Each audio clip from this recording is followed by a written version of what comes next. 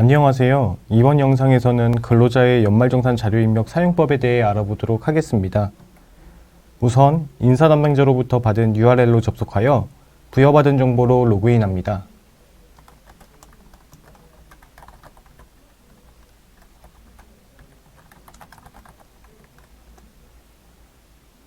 연말정산을 하기 위해선 연말정산 폴더에 있는 메뉴들을 이용하는데요.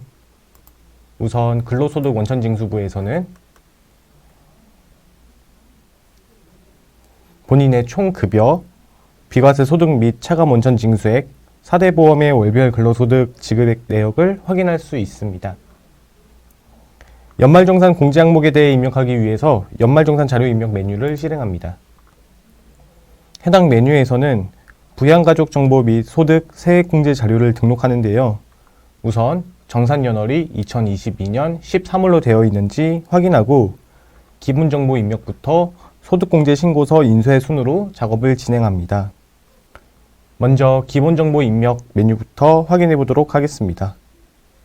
해당 메뉴에서는 부양가족 정보를 등록하며 여기서 설정한 내용이 인적공제로 반영됩니다. 자동으로 반영되어 있는 부양가족이 있다면 수정사항이 있는지 확인합니다. 수정사항이 있다면 수정하고자 하는 부분을 클릭하여 변경합니다. 추가할 부양가족이 있다면 추가 버튼을 통해 부양가족을 추가하실 수 있습니다. 성명부터 순차적으로 입력하며 부양관계를 클릭해 알맞는 관계를 설정해야 합니다. 해당 관계를 정확히 입력해야 인적공제가 제대로 계산되므로 유의하시기 바랍니다. 기본공제 대상이 되기 위해선 연간 소득 금액이 100만원 이하이면서 나이 요건을 충족해야 합니다. 부양가족이 해당 요건을 모두 충족한다면 기본공제에 체크를 합니다.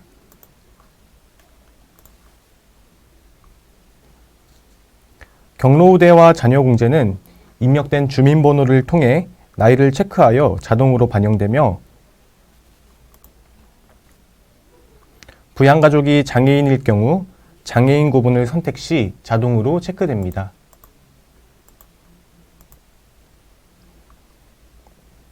참고로 장애인은 나이 제한을 받지 않습니다. 소득금액 기준 초과 여부는 부양가족의 소득금액 합계액이 연 100만 원을 초과한다면 체크하며 이는 소득세 공제 신고서에 반영됩니다. 출산 입양은 2022년도에 태어났거나 입양한 자녀에만 알맞는 구분값을 선택합니다. 부양가족을 삭제하려면 대상 부양가족을 선택한 뒤 삭제 버튼을 통해 삭제하실 수 있습니다.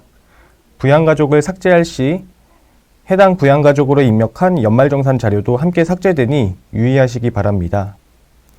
수정사항에 대해서 수정을 하신 뒤에는 반드시 저장 버튼으로 저장을 하셔야 정상적으로 데이터가 저장됩니다. 추가 공제의 부녀자 공제와 한부모 가족 공제는 적용을 받을 수 있는 경우에만 설정할 수 있도록 활성화됩니다. 부녀자 공제와 한부모 가족 공제를 적용받을 수 있는 조건은 우측의 설명란에 기재되어 있으며 두 공제는 중복 적용될 수 없어 두 공제 모두 해당하는 경우라면 공제 금액이 큰 한부모 가족 공제를 해당으로 설정합니다. 인적공제 항목 변동 여부부터 무주택자 해당 여부까지는 수정이 가능한데요. 주택마련저축공제는 세대주만 적용받을 수 있으므로 주택마련저축액이 있다면 세대주 여부를 필히 확인해 주시기 바랍니다. 그리고 거주자 간 주택 임차 차입금 원리금 상환액과 월세액 세액공제를 받는 근로자는 무주택자 해당 여부를 해당으로 설정을 해주셔야 적용받으실 수 있습니다. 기본정보 입력 탭을 모두 입력하셨다면 다음 국세청 자료 업로드 탭으로 이동합니다. 국세청 자료 가져오기를 클릭해 홈택스에서 내려받은 국세청 연말정산 간소화 PDF를 업로드하는데요. 상단의 파일 업로드 버튼을 클릭하여 파일을 업로드하고 저장합니다. 만약 재업로드를 해야 하는 경우는 삭제 버튼으로 삭제 후 재업로드합니다. 하단을 보시면 2021년 사용분 신용카드 자료 전송 체크박스가 있는데요. 이번 신용카드 등 사용금액 소득공제는 2021년 신용카드 사용금액과 전통시장에서 사용한 금액분보다 5%를 초과하여 사용한 금액에 대해 추가 공제되므로 간소화 자료에 있는 2021년 사용분을 업로드하고자 한다면 체크합니다. 작년에도 현재 회사에서 연말정산을 진행했던 직원이시라면 작년에 연말정산 시 입력했던 금액을 2021년 금액으로 끌고 오므로 체크하지 않으셔도 됩니다. 업로드한 자료를 공제자료 입력으로 변환하기 위해 변환 버튼을 클릭합니다.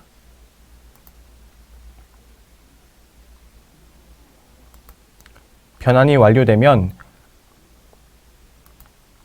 각 공제 항목별 총 금액을 확인하실 수 있고 공제자료 입력 탭에서 업로드하신 데이터의 확인 작업을 진행합니다. 간소화 PDF 파일이 변환될 때는 국세청에서 제공하는 전자문서의 구분값을 기준으로 반영되는데요. 명확히 구분할 수가 없는 부분에 대해서는 해당 자료가 반영되지 않습니다. 이 경우에는 공제 가능 여부를 확인하신 뒤 공제가 가능하다면 해당 금액을 공제자료 입력 탭에 직접 입력해 주시기 바랍니다. 우선 보험료부터 보도록 하겠습니다. 세액공제에 해당하는 일반 보장성 및 장애인 전용 보장성 보험과 소득공제에 해당하는 근로자가 부담한 건강보험, 고용보험 항목으로 구성되어 있습니다. 국세청 자료에는 업로드한 간소화 PDF 금액이 반영되고 국세청에서 조회되지 않는 자료가 있다면 그 밖의 자료 쪽으로 입력합니다. 보험료는 본인 및 기본공제 대상자의 보험료만 공제되며 100만원까지 세액공제 대상 금액이 됩니다. 금액을 수정하셨다면 저장 버튼을 통해 저장하실 수 있습니다. 다음으로 의료비를 보도록 하겠습니다. 의료비도 부양가족별로 의료비 내역을 확인 및 입력합니다. 의료비는 총급여의 3%를 초과했을 때만 세액공제를 받을 수 있습니다. 간소화 PDF에 조회되지 않는 의료비 내역을 입력할 때는 상단의 추가 버튼을 클릭해 부양가족을 입력하고 부양가족별로 입력하실 수 있습니다. 의료증명코드, 사업자 등록번호, 상호, 건수를 반드시 입력하시기 바랍니다. 난임시술비 해당 여부와 건강보험 산정 특례자 해당 여부, 선천성 이상화는 국세청 간소화 자료에서 제공하지 않으므로 해당 여부 설정을 직접 해주시기 바랍니다. 안경구입비는 1인당 연간 50만원, 산후조리원은 출산 1회당 200만원으로 한도가 정해져 있으므로 해당 금액까지만 입력 가능하고 실손의료보험 수령액이 있다면 해당 금액을 차감한 금액으로 세액공제를 받아야 하므로 실손의료보험금란에 금액을 입력합니다. 다음으로 교육비를 보도록 하겠습니다. 교육비도 부양가족별로 확인 및 입력합니다. 교육비는 본인, 장애인 특수교육비를 제외하고 1인당 한도가 정해져 있는데요. 취학 전과 초중고는 300만원, 대학교의 경우 900만원으로 한도가 정해져 있으므로 직접 입력하신다면 한도 금액까지만 입력하시기 바랍니다. 또한 직계존속의 교육비는 공제 대상이 아니기 때문에 입력하지 않도록 주의하시기 바랍니다. 다음으로 신용카드 등 소득공제에 해당하는 신용카드, 직불카드, 현금영수증을 보도록 하겠습니다. 각 부양가족별로 결제수단을 구분해서 입력하며 형제자매의 신용카드 사용액은 공제 대상이 될 수 없으므로 입력하지 않습니다. 중도 입사자의 경우 근로한 기간의 사용금액만 공제받을 수 있으므로 간소화 PDF를 근무한 기간의 월만 내려받아 업로드하시기 바랍니다. 또한 신용카드 회사경비 사용분이 있다면 해당 금액을 차감한 금액으로 수정 입력합니다.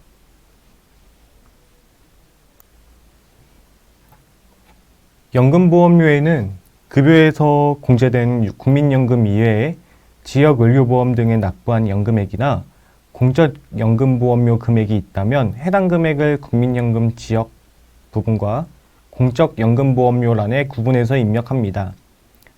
연금계좌는 세액공제 항목으로 퇴직연금, 과학기술인공제, 연금저축, IS계좌 만기 시 해당 계좌 잔액의 전부 또는 일부를 연금계좌를 납입한 경우 해당 납입금을 각각의 항목에 맞춰 입력합니다.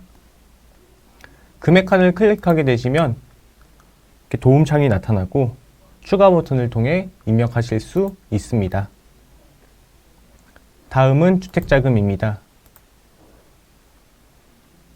주택자금 공제는 주택을 소유하지 않은 세대의 세대주가 주택 구입 또는 주택 임차를 위해 차입한 이자 등을 상환하거나 지급한 경우 소득공제가 가능합니다. 주택자금 차입금 원리금 상환액과 장기주택 저당 차입금 이자 상환액이 이에 해당하는데요. 주택자금 차입금 원리금 상환액은 대출기간 차입과 거주자 차입으로 나뉘며 대출기관으로부터 차입했다면 금액만 입력하시면 되시고 거주자로부터 차입했다면 금액 부분 클릭하셔서 도움창에서 거주자 간 주택임차 차입금 원리금 상환액 소득공제 명세를 작성하셔야 합니다.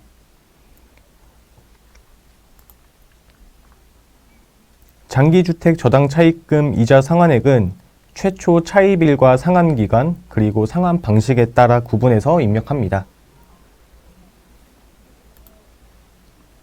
기타 소득공제에는 개인연금저축, 소기업 소상공인 공제부금 납입액, 우리사주조합 출연금, 주택마련저축, 고용유지 중소기업 소득공제, 장기집합투자증권저축, 투자조합 출자 투자금액에 대한 소득공제를 받을 수 있는 경우 해당 금액란을 클릭해 입력 도움창에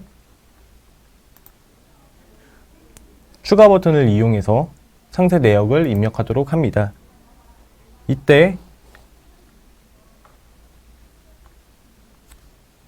주택마련저축공제는 무주택 세대주일 경우에만 공제받으실 수 있으므로 세대주 여부의 경우 주민등록등본을 확인하신 뒤 설정하시고 입력하시면 됩니다.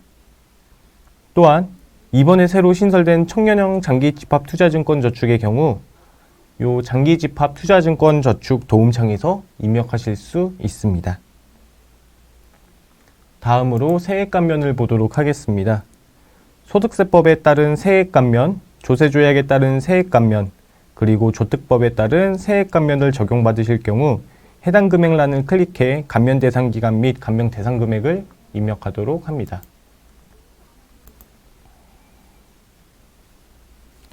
세액공제에는 납세조합공제, 주택자금 차입금 이자 상환액, 외국납부 세액공제액, 월세액 지출에 대한 세액공제 항목을 입력하실 수 있습니다. 외국납부 세액공제와 월세액 세액공제는 금액란을 클릭해 입력 도움창에 입력하실 수 있는데요.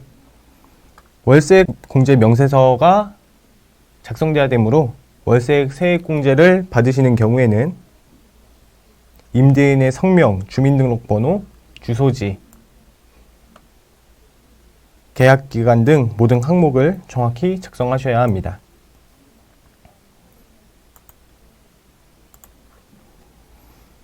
종전근무지가 있는 근로자는 종전근무지 탭에서 추가 버튼으로 추가하실 수 있고 근무지 구분을 맞게 세팅하신 뒤 근무지 구분에 따라서 입력하실 수 있습니다. 종전근무지에서 받아온 근로소득 원천징수용수 내용을 그대로 입력하시면 되시며 소득세, 지방소득세는 차감징수세액이 아닌 결정소득세, 결정지방소득세로 입력하도록 합니다. 마지막으로 기부금을 보도록 하겠습니다. 기부금 공제액이 있다면 반드시 기부금 명세서를 작성해야 합니다. 기부금 입력에 올해 기부한 기부 내역을 부양가족별로 입력하는데요. 자료 구분, 기부금 구분을 클릭해 알맞는 항목으로 선택하고 기부처 항목은 누락하지 않고 입력합니다. 그리고 건수, 공제 대상 기부금 금액, 기부제까지 입력 및 선택하도록 합니다. 만약 기부금 구분이 정치자금 기부금 또는 우리사주 기부금이라면 기부자는 본인으로만 선택이 가능하며 정치자금 기부금 10만 원 이하의 금액도 기부금 명세서를 작성해야 되기 때문에 함께 작성하도록 합니다. 당해연도 기부금 내역을 모두 입력했다면 기부금 조정 명세로 반영 버튼을 클릭해 당해연도 기부금과 이월된 기부금을 기부금 조정 명세에 반영합니다. 반영 후 공제금액 계산 버튼을 클릭해 공제금액을 계산하며 공제금액 계산은 다른 연말정산 작업을 모두 완료하신 후 마지막에 작업하셔야 최종 금액으로 계산됩니다. 공제 항목마다 수정 및 추가가 완료되었다면 꼭 저장 버튼을 이용해 저장하셔야 합니다. 소득 세액공제 내역을 모두 입력하셨다면 소득공제 신고서를 인쇄하도록 합니다. 소득공제 신고서 인쇄 탭을 클릭하면 인쇄창이 나오는데 먼저 인쇄 프로그램을 설치 후 인쇄 버튼을 클릭해 인쇄하도록 합니다. 또한 의료비 지급 명세서와 기부금 명세서 제출이 필요한 경우에는 의료비 탭과 기부금 탭에 있는 인쇄 버튼을 클릭하여 인쇄가 가능합니다. 근로자가 웹 연말정산 자료 입력에 소득 세액공제 내역을 모두 입력했다면 인사 담당자는 프로그램의 연말정산 자료 입력에 입력된 내용과 제출된 소득 세액공제 증명서를 토대로 공제 요건이 적절한지 검토하여 최종 수정 작업을 진행하게 됩니다. 최종 작업이 완료되어 더 이상 수정 사항이 없다면 인사 담당자는 프로그램에서 마감 처리하고 마감이 되면 근로자는 웹에서 근로소득 원천징수 영수증을 확인하실 수 있습니다.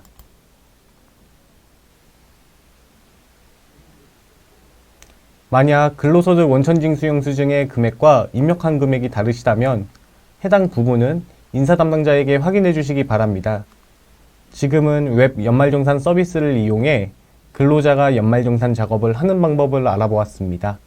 감사합니다.